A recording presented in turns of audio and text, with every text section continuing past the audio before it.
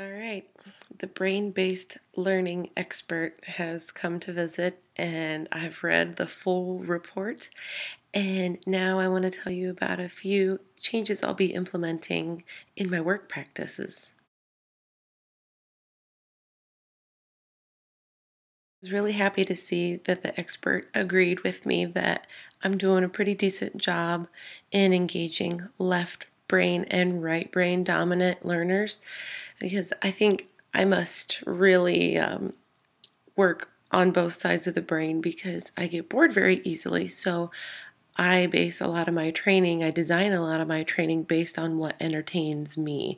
I've always just sort of figured if I'm entertained, probably everybody else will be.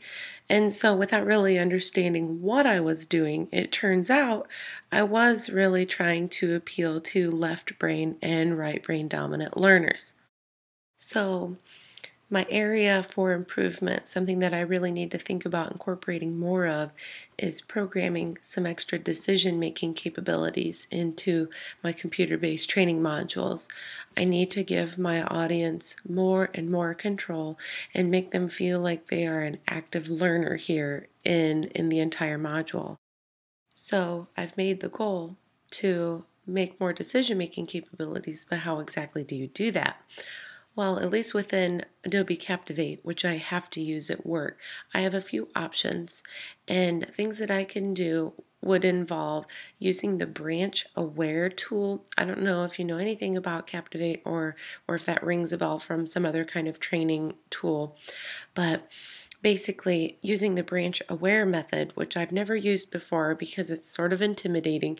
It really ends up customizing the training. It takes the user down their own individualized path, and it does take some extra programming and it does take some extra time.